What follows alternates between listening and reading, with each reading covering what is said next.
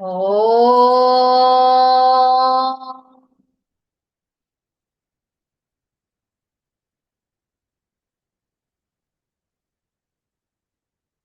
திருமூலரின் திருவடிகளை வணங்கி இந்த வகுப்பை தொடங்குவோம். இன்னைக்கு நம்ம பார்க்குற தலைப்பு அட்டமா சித்தி பார்த்துட்டு இருக்கோம். மூன்றாம் தந்திரத்துல அட்டாங்க யோகத்தினுடைய பயனாக நமக்கு அட்டமா சித்தி கிடைக்கும் அப்படின்னு பார்த்தோம். அதுல முதல் சித்தி அனிமா அப்படின்னு சொல்லி இருந்தாங்க. இந்த அனிமா சித்தி எப்ப கிடைக்கும்னு சொல்லி இருந்தாங்க. நமக்கு குண்டலினி ஆற்றல் மேல எழும்பி நமக்கு புருவ மத்தியில நம்ம அந்த சிவ ஒளியை பார்த்த பிறகும் நம்ம ஒரு ஆண்டு காலம் அதே புருவ மத்தியிலேயே நம்மளுடைய கவனத்தை வச்சு பயிற்சி செய்யும் போது அந்த ஒரு ஆண்டு காலத்துக்கு பிறகு நமக்கு அனிமா அப்படிங்கிற ஒரு சித்தி கிடைக்கும். இது என்ன சித்தி அப்படின்னா, நம்மளை நாமே ரொம்ப சிறியதாக மாற்றிக்கொண்டு எந்த அணுவுக்குள்ள வேணாலும் அணுவாக சென்று நம்ம இறைவனை தரிசிக்க முடியும். அந்த சித்திக்கு பெயர் தான் அனிமா சித்தி அப்படின்னு பார்த்தோம். அணி அப்படிங்கிறது அந்த அணுவினும் சிறிதாக மாறக்கூடிய தன்மை கொண்டது அப்படிங்கிறது தான் அனிமா சித்தி. இந்த அனிமா சித்தி கிடைத்ததுக்கு அப்புறம் 5 ஆண்டு காலங்கள் அந்த அனிமா சித்திய நம்ம வேற எதுக்கும் பயன்படுத்தாம இறை நோக்கத்தோடையே பயன்படுத்தி 5 ஆண்டு காலம் நம்ம தவம் இருந்தோம்னா அடுத்த சித்தியான லஹிமா சித்தி நமக்கு கிடைக்கும். லஹி அப்படின்னா லகித்து விடுவது, லேசாவது, லகுவாவது, இது எல்லாமே ஒரே அர்த்தத்துல வரக்கூடிய சொற்கள் தான். அதுதான் லஹிமா. லஹிமானா எப்படி பார்த்தோம்? இறைவன் நமக்குள்ள ஒளியாக தான் தோன்றி இருப்பார். அந்த ஒளியோட ஒளியா நாம கலந்து விடுவது போன்ற ஒரு நிலை. அப்பனா ரொம்ப லேசா நம்ம மாறிடுவோம். அதுக்கு என்ன தேவை? நமக்குள்ள இருக்கிற ஆணவம், நான் தான், எனக்கு தான் இந்த சித்தி கிடைச்சிருக்கு, நான் பயிற்சி பண்ணேன், நான் தவம் இருந்தனால கிடைச்சிச்சு அப்படிங்கிற அந்த ஒரு உணர்வும் போய் நீ வேறு நான் வேறு இல்ல அப்படிங்கிற ஒரு நிலைக்கு நாம வரும்போது அந்த இறைவனோடையே நாம கலந்து விடுவோம், லகித்து விடுவோம். அதுதான் லஹிமா சித்தி அப்படின்னு பார்த்தோம். இப்ப அடுத்த சித்தி, மூன்றாவது சித்தி மகிமா. மகிமானா பூமி அப்படிங்கிற ஒரு ஒரு அர்த்தத்தை தான் குறிக்கும். நம்ம என்னோட மகிமையே உனக்கு தெரியல அப்படின்னு சொல்லுவோம். அப்ப எனக்குள்ள ஒரு பெரிய ஆற்றல் இருக்கு, அது உனக்கு தெரியல. ஆஹ் நம்ம நிறைய பேர் மகிபாலன் அப்படிலாம் பேர் வைப்பாங்க. அப்ப நல்ல ஆற்றல் மிக்கவன் அந்த அர்த்தத்துலதான் மகி அப்படின்னு சொல்லக்கூடியது. அப்ப இந்த மகிமா சித்தி அப்படிங்கிறது என்னன்னா, நம்ம விஸ்வரூபம் அப்படின்னு சொல்றோம் இல்லையா? ஆஹ் சிவபெருமான் அந்த திருவண்ணாமலை கதையில பார்க்கும்போது விஷ்ணுவாலையும் பிரம்மாவாலையும் அவருடைய அடியையும் முடியையும் காண முடியாதபடிக்கு அவர் மிக பெரிய உருவமா இருப்பாரு அப்படின்னு பார்த்தோம்ல. அப்ப வானத்துக்கும் பூமிக்குமா இருக்கக்கூடிய அந்த மிக பெரிய நிலை தான் விஸ்வரூபம். அதே மாதிரி கிருஷ்ணருடைய கதைகள், அந்த பெருமாள் எடுத்த அவதாரங்கள்ல வாமன அவதாரம் அவர் எடுக்கும்போது ரொம்ப குள்ளமான வடிவத்துல இருப்பாரு. ஆனா அந்த 3 அடி நிலம் வேணும் அப்படின்னு கேட்ட உடனே ஒரு அடியில பூமி முழுவதையும் அளந்துட்டாரு, 2வது அடியில வானத்தை போய் அளந்துருவாரு. அப்படின்னா அவருடைய உருவம் அப்படியே விஸ்வரூபம் எடுக்குது. அதே மாதிரி ஆஞ்சநேயருடைய கதைகள் பார்க்கும் போதும் ராமாயணத்துல அவரு விஸ்வரூபம் எடுத்துதான் எல்லாரையும் அவரு தோல்ல புஜங்கள்ல வச்சுட்டு அவர் பறந்து அப்படியே போவாரு. இந்த மாதிரி கதைகள்ல நாம கற்பனையா உணர்ந்து பார்க்கிறோம் இல்லையா? விஸ்வரூபம் அதுதான் மகிமா அப்படிங்கிற உருவம். அப்ப இதுலயும் என்ன சொல்வாரு? நம்ம இந்த 2 சித்திகள் பார்த்ததுமே புரிஞ்சிருக்கும். அனிமாங்கிற சித்தி கிடைத்த பிறகு 5 ஆண்டு தவம் இருந்தா அடுத்த சித்தி லஹிமா கிடைக்குது. அப்ப லஹிமாக்கு அப்புறமும் ஒரு குறிப்பிட்ட ஆண்டுகள் நாம பயிற்சியில இருக்கும்போது நமக்கு மகிமா கிடைக்கும். அப்ப இந்த இந்த அர்த்தத்தை தான் சொல்ல போறாரு. அனிமா அப்படிங்கிறது நம்ம தவத்தினால நம்ம இறைவனை நினைத்து உருகி உருகி நாம மிக சிறிய அணுவாக மாறணும். லஹிமா கிடைப்பதற்கு நான் அப்படிங்கிற அகங்காரத்தையும் விட்டு லேசாக மாறும்போது லஹிமா கிடைத்தது. இப்ப மகிமா, அப்ப நம்ம எப்படி மாறினா இந்த மகிமா சித்தி கிடைக்கும்? இந்த இந்த பாடல் இந்த அர்த்தம் தான் சொல்ல போறாரு. 3 பாடல்கள் இருக்கு. ஒரு பாடல் அடுத்து நம்ம எத்தனை ஆண்டு காலம் தவம் இருக்கணும் அத சொல்ல போறாரு. அடுத்து அந்த மகிமாங்கிற விஸ்வரூப நிலை நமக்கு எப்ப கிடைக்கும் அத ஒரு பாடல்ல சொல்ல போறாரு. அப்புறம் இந்த தவம் கிடைக்கிறதுனால, இந்த சித்தி கிடைக்கிறதுனால நமக்கு என்ன பயன், இத ஒரு பாடல்ல சொல்ல போறாரு. ஆக 3 பாடல்கள் இருக்கு. பார்க்கலாம். இன்னைக்குரிய பாடல் 676வது பாடல் பார்க்கலாம். மெய்ப்பொருள் சொல்லிய மெல்லிய லாளுடன் தற்பொருள் ஆகிய தத்துவம் கூடிட கைப்பொருள் ஆக கலந்திடும் ஓராண்டில் மைப்பொருள் ஆகும் மகிமாவது ஆகுமே. இப்ப மகிமா எப்ப கிடைக்கும் அப்படிங்கறத தான் சொல்லியிருக்காரு. இப்ப நம்ம எப்படி இருக்கோம்? நமக்குள்ள எந்த பாச மலங்களும் இல்லாம நாம நம்மள உடல்ல வருத்தி நம்ம யோகம் பண்ணி மிக சிறியதாக ஒரு அனிமா சித்திக்கு ஏற்ற மாதிரி சிறியதாக மாறி ஒரு சித்திய கிடைத்தோம். அதற்கப்புறம் நமக்குள்ள இருக்கிற அந்த கொஞ்ச அகங்காரம் மமகாரத்தையும் விட்டுட்டு லேசாக நம்ம உடலை மாற்றி இறைவனோட சேர்ந்து இருந்தோம். இப்ப அடுத்த நிலைக்கு நம்மளை யார் அழைத்து செல்வாள்னா, சிவனுடைய வேலை சிவனேன்னு இருக்கிறது தான். சக்தியினுடைய வேலைதான் குழந்தைகளாகிய நம்மளை எல்லாரையும் அடுத்த நிலைக்கு உயர்த்தி செல்பவள். அப்ப நம்ம லஹிமால நம்ம இலகுவா இருக்கும்போது நம்மளை என்ன செய்ய வைக்கிறாள் பார்க்கலாம். மெய்ப்பொருள், மெய்ப்பொருள்னா உண்மை பொருள். உண்மை பொருள் யாரு? சிவபெருமான்.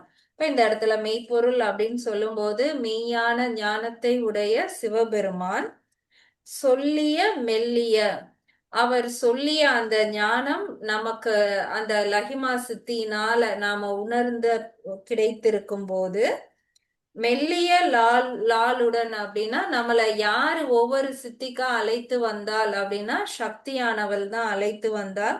அப்ப இந்த மெல்லியால் அப்படிங்கிறது இந்த இடத்துல சக்தியை குறிக்குது. அப்ப அந்த மெய்யான ஞானத்தை உடைய சிவபெருமான் கிட்ட நம்மளை அழைத்து செல்லக்கூடிய மெல்லியவளான அருள் சக்தி தற்பொருள் ஆகிய தத்துவம் கூடிட. தத் அப்படின்னு சொல்லக்கூடியது நம்ம உடல்ல இருக்கக்கூடிய 36 தத்துவங்கள். இந்த 36 தத்துவங்களும் கூடியதுதான் இந்த உடல். அந்த தத்துவங்களையும் நாம கடந்த நிலையில இருக்கோம். ஏற்கனவே நம்ம அகங்காரங்களாம் அழியும் போதே நம்மளுடைய தத்துவங்களை கடந்த நிலைக்கு வர்றோம். அந்த தத்துவங்கள் அனைத்தும் முற்றிலுமாக கடந்து அந்த சிவநிலையை அடையக்கூடிய அடுத்த சித்தியான நிலை, அந்த நிலைக்கு நாம வரும்போது கைப்பொருள் ஆக கலந்திடும். கைப்பொருள் அப்படின்னா நம்ம உள்ளம் கையில ஒரு பொருள் வச்சா அந்த கையும் அந்த பொருளும் எப்படி ஒன்றோடு ஒன்றாக கலந்து இருக்குமோ அது மாதிரிதான் நம்மள சக்தியானவள் இறைவன் கிட்ட அழைத்து போய் அவருடன் கலக்க செய்திடுவாள். ஏற்கனவே நம்ம கலந்த நிலைதான் லஹிமா நிலை. அந்த நிலையில கைப்பொருளாக கலந்திடும் அந்த இறைவனுடைய ஒளியில நம்மளுடைய ஆணவம் எல்லாம் நீங்கி கலந்திருக்க ஓராண்டில் அந்த லஹிமா சித்தி கிடைத்த பிறகவும் ஓராண்டு காலம் நாம பயிற்சி செய்திருந்தோம்னா மைப்பொருள், மை பொருள் அப்படின்னா மறைந்த பொருள். மையினாலே ஒரு ஒரு இருட்டு, அதுக்குள்ள ஒரு சக்தி மறைந்து இருக்கு, அதுதான் மைப்பொருள். அப்ப மறைந்து இருக்கக்கூடிய அந்த பொருள் ஆகிய மகிமாவது ஆகுமே. மகிமா அப்படிங்கிறது தான் அந்த மறைந்திருக்கக்கூடிய சித்தி, மகிமா சித்தி ஆகுமே அப்படின்னா அது நமக்கு கைவர கிடைக்குமே. அப்ப அந்த லஹிமாக்கு அப்புறம் நீ ஓராண்டு காலம் பயிற்சி இருந்தேன்னா உனக்கு மகிமா கிடைக்கும். அதை தான் சொல்ல வராங்க. அதை எப்படி சொல்றாங்க திரும்பவும் பார்க்கலாம். மெய்ப்பொருள் சொல்லிய, நமக்கு இந்த மெய்ஞானமாகிய அனைத்தையும் உணர்த்தக்கூடிய அந்த சிவநிலைக்கு மெல்லியாளுடன் நம்மளை அங்க அழைத்து செல்லக்கூடிய அந்த அருள் சக்தியானவள் தற்பொருள் ஆகிய தத்துவம் கூடிட. தத் அப்படின்னு சொல்லக்கூடிய இந்த தத்துவங்களான இந்த உடலை நாம கடந்து சென்றிட கைப்பொருள் ஆக கலந்திடும். அவ்வாறு நாம செல்லும் போது கைப்பொருள் போல நாம அந்த இறை ஆற்றலோட கலந்து இருக்கும் அதே நிலையில் ஓராண்டு காலம் நாம தவம் செய்கையில் மைப்பொருள் ஆகும் மகிமாவது ஆகுமே. மறைந்திருக்கக்கூடிய அந்த மிக பெரிய சித்தியான மகிமா சித்தி நமக்கு கிடைக்க கூடுமே. அப்ப மகிமா சித்தி எப்படி கிடைக்கும்னு சொல்லிட்டாரு. லஹிமா உனக்கு கிடைத்த பிறகு ஓராண்டு காலம் நீ பயிற்சி செய்யும், உனக்கு மகிமா கிடைக்கும் அப்படின்னு சொல்லிட்டாரு. மகிமானா என்ன பார்த்தோம்? விஸ்வரூப நிலைன்னு பார்த்தோம். லஹிமால இருக்கும்போது நாம எப்படி இருப்போம்? இறைவன் மின்னல் ஒளி போல நிறைந்து இருப்பார். அவருக்குள்ள நாம காற்றோட காற்றா லேசா அப்படியே கலந்துட்டது போல நாம இருப்போம். இப்ப மகிமால அப்ப நாம எப்படி இருப்போம்? அது அடுத்த பாடல்ல சொல்றாரு. ஆகின்ற கால் ஒளியாவது கண்ட பின் போகின்ற காலங்கள் போவதும் இல்லையாம். நின்ற காலங்கள் வெளியுற நின்ற பின் தான் நின்ற காலங்கள் தன் வழி ஆகுமே. இப்ப இந்த பாட்டுல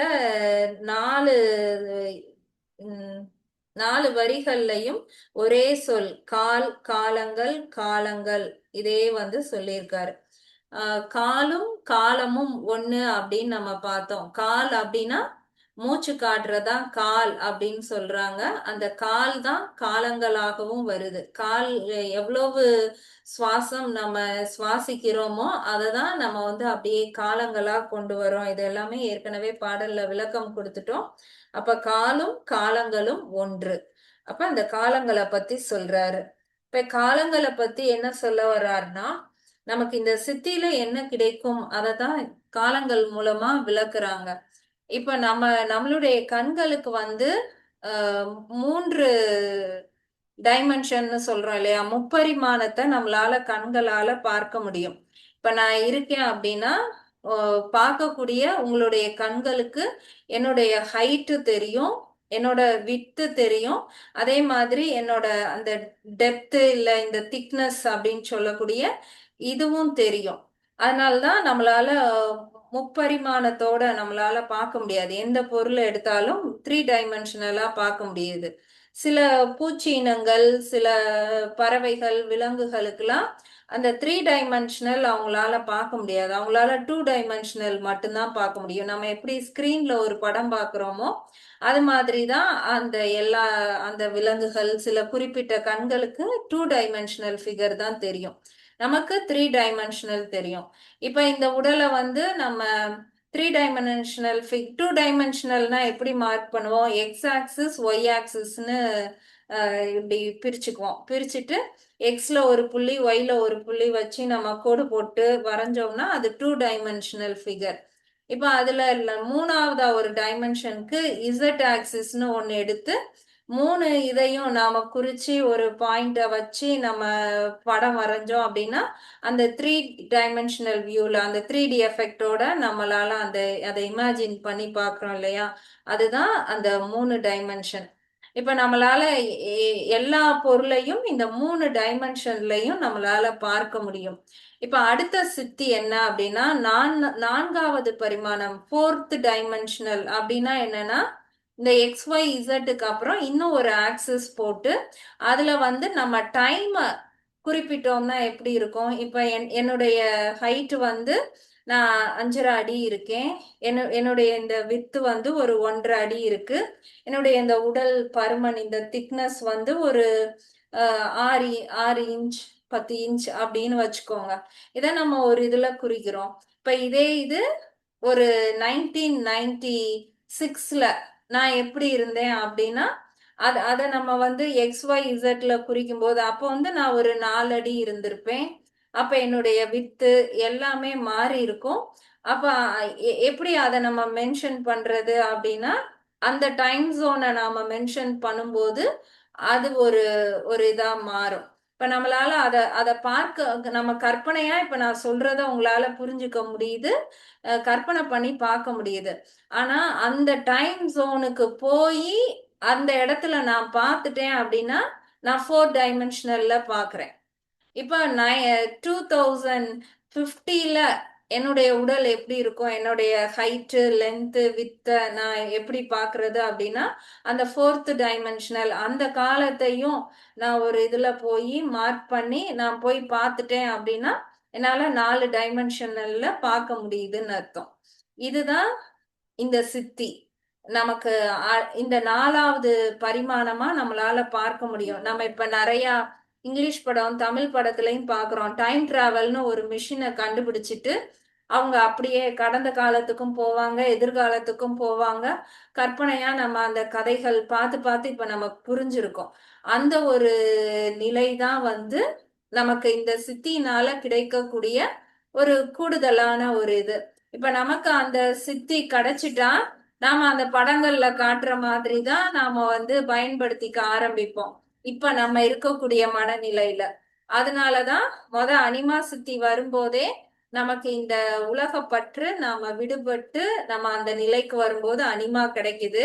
அடுத்து நான் எனது அப்படிங்கிற அந்த நிலையையும் நாம விட்டுட்டு போகும்போதுதான் அந்த லஹிமாங்கிற சித்தியும் கிடைக்குது. அந்த லஹிமா சித்திலேயே நாம இருந்தோம்னா அடுத்து இந்த மகிமா சித்தி கிடைக்கும் போது நம்மளால 4 டைமென்ஷனல்ல பார்க்க முடியும், நம்மளால டைம் டிராவல் பண்ணி போக முடியும். அதுதான் இந்த சித்தி.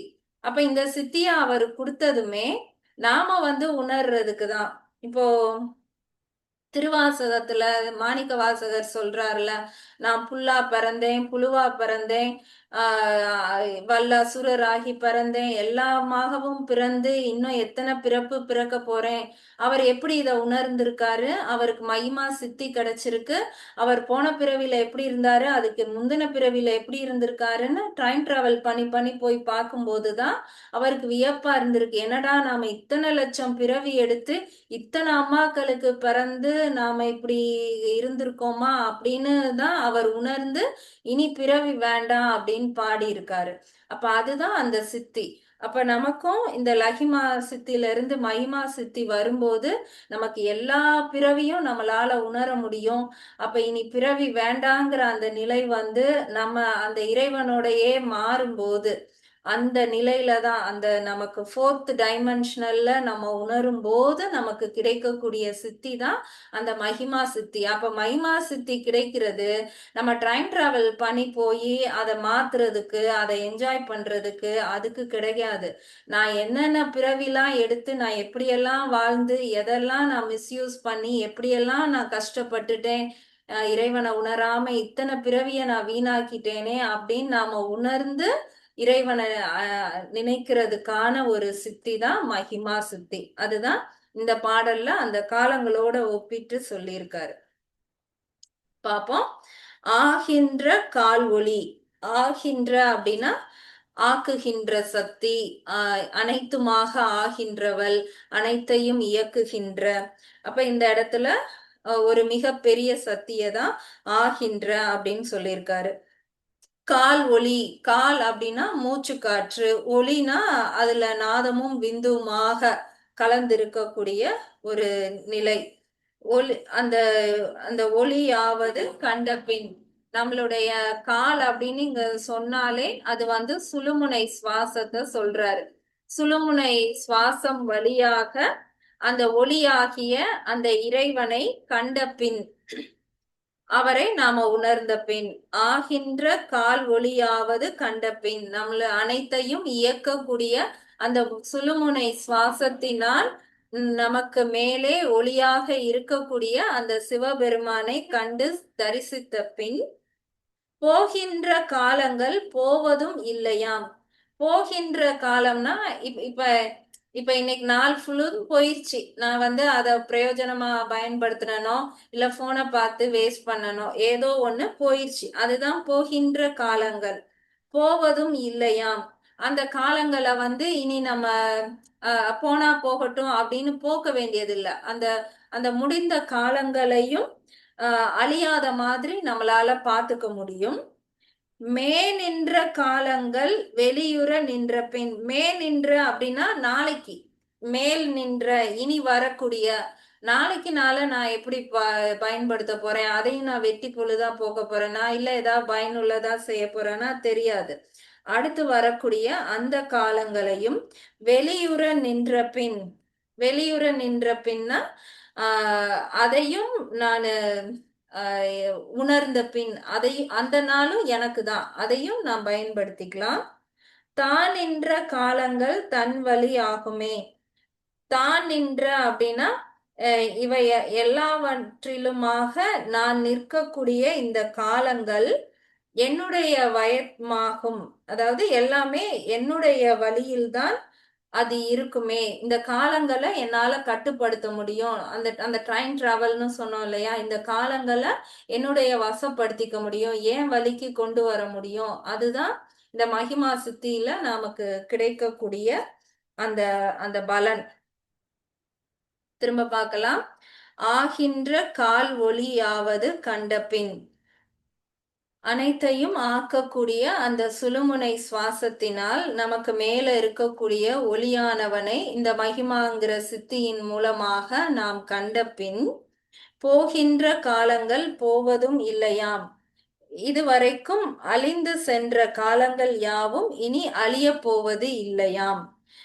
நின்ற காலங்கள் வெளியுற நின்ற பின், இனி வரக்கூடிய காலங்களும் அது நம்மளுடைய கைகளிலேயே நின்ற பின், தான் நின்ற காலங்கள் தன் வழியாகுமே. தானாகவே நின்ற காலங்கள் அனைத்துமே தன் வழி ஆகுமே. நம்மளுடைய வசத்தில் அதை மாற்றக்கூடிய அந்த தத்துவம், தவம், அனைத்து நிலைகளும் நமக்கு கிடைக்குமே. அடுத்து 3வது பாடல். தன் வழியாக தலைத்திடு ஞானமும், தன் வழியாக தலைத்திடும் வையகம், தன் வழியாக தலைத்த பொருளெல்லாம் தன் வழி தன் அருளாகி நின்றானே. தன் வழி அப்படின்னா என்னோட வழி, நம்மளுடைய வழி. இப்ப நமக்கு மகிமா சித்தி கிடைச்சிருச்சு. அந்த மகிமா சித்தி விஸ்வரூப நிலை. அந்த நிலையில காலங்கள் நமக்கு வசப்படும்.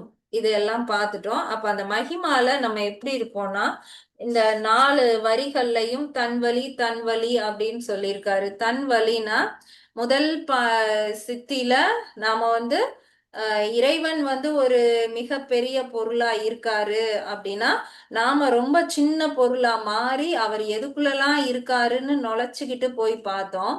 2வது சித்தில அந்த ஒளியில நாமளும் காற்று போல போய் அவர் கூட கலந்து பார்த்தோம். அப்ப இந்த சித்தி கிடைக்கும் போது எல்லாமே தன் வழி அப்படின்னா, நாமளே விஸ்வரூபம் எடுக்கிறோம்னா என்ன அர்த்தம்? அந்த இறைவனுக்கு நிகராக நமக்கும் கடவுள் அந்த அருள் கொடுத்து, இறைவன் தான் விஸ்வரூபம் எடுக்கிறாருன்னா நம்மளையும் எடுக்க வைக்கிறாரு. அப்ப அவரு நமக்கு அந்த மிகப்பெரிய தன்னுடைய சித்தியான அந்த விஸ்வரூப சித்தியையும் நமக்கு கொடுக்கிற அந்த நிலைதான் மகிமா சித்தி. அப்ப அவரே நமக்குள்ள நாமளும் அவராகவே மாறுற மாதிரியான ஒரு மிகப்பெரிய விஸ்வரூப நிலைதான் தன் வழி. அதைத்தான் கொடுக்கிறாரு. தன் வழியாக தலைத்திடு ஞானமும், இந்த மகிமா சித்தியின் மூலமாக நம்முடைய வழியாக நம் மூலமாகவே தலைத்திடும் ஞானமும், அந்த ஞானம் எல்லாமே நம்மளுடைய வாயிலாகவே வெளி தோன்றும், திளைத்திடும். நமக்கே கிடைச்சிருச்சு, எல்லா ஞானமும் நமக்கே கிடைத்திருச்சு. தன் வழியாக தலைத்திடும் வையகம். அப்ப இந்த வையகம் செழிப்பதற்கு நாம என்ன செய்யலாமோ அது நாம செய்ய ஆரம்பிப்போம். இப்ப போன கிளாஸ்ல பார்த்தோம் இல்லையா, இந்த அப்பர் சுந்தரர் அவங்களுடைய கதைகள்ல எல்லாம் அந்த ஒருத்தருடைய மகன் இறந்துட்டான், அவங்க வீட்டுல மட்டும் அழுறாங்க.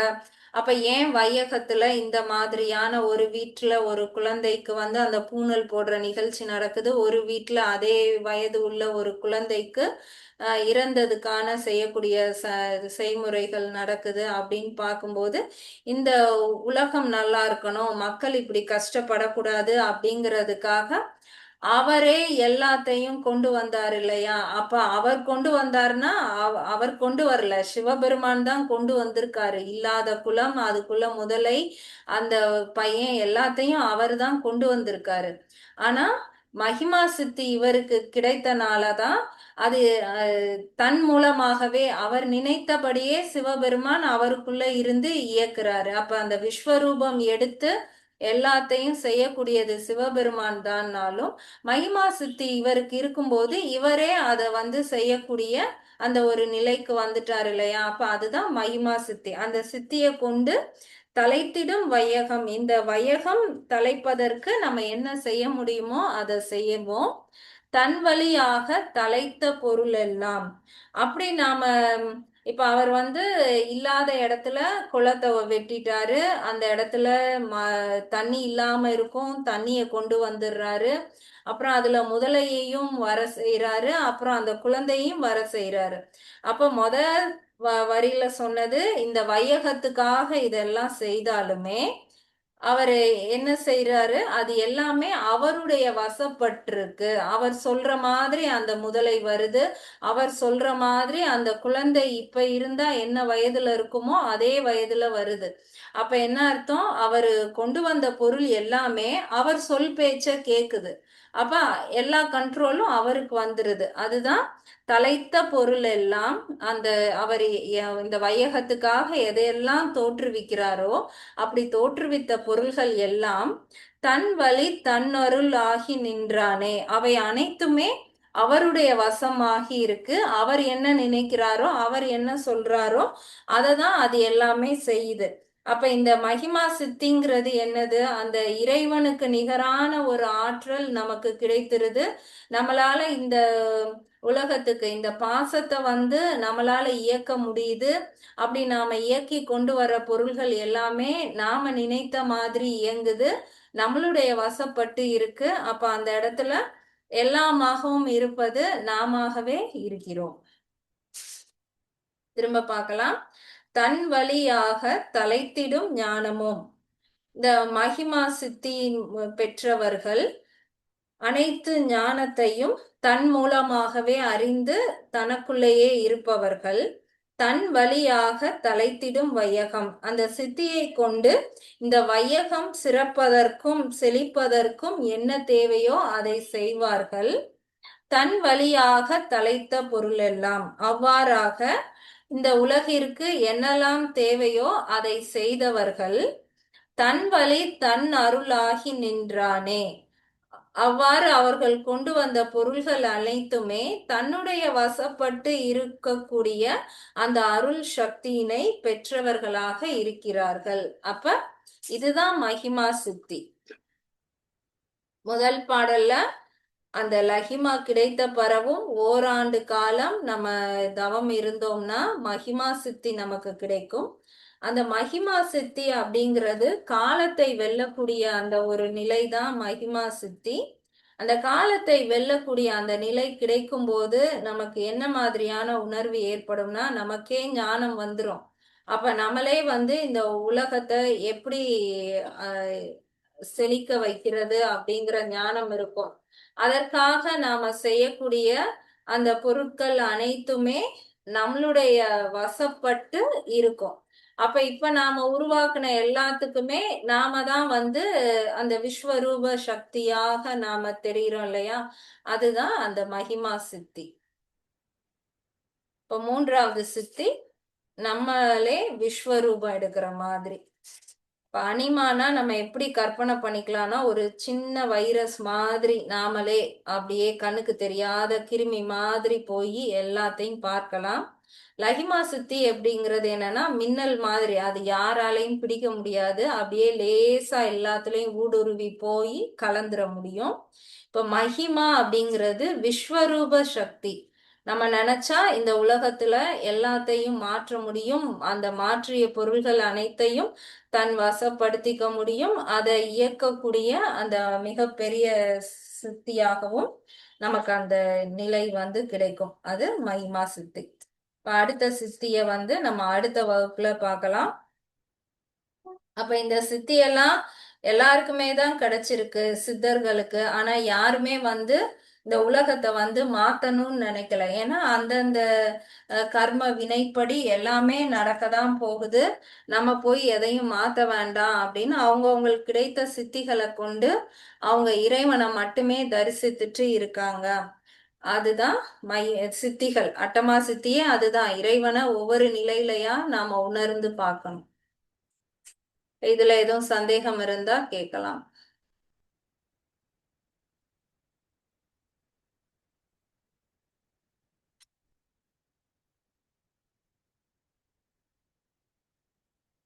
சந்தேகம் இல்லைன்னா நம்ம அடுத்த சித்தி பிராத்தி அத அடுத்த வகுப்புல பார்ப்போம்.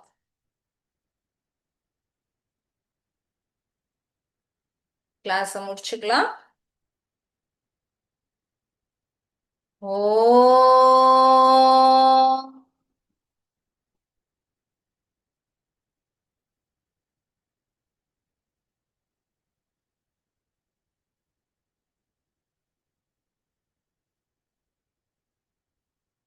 திருமூலரின் திருவடிகளை வணங்கி இந்த வகுப்பை முடிப்போம். அடுத்த வகுப்பில் மீண்டும் சந்திப்போம். நன்றி.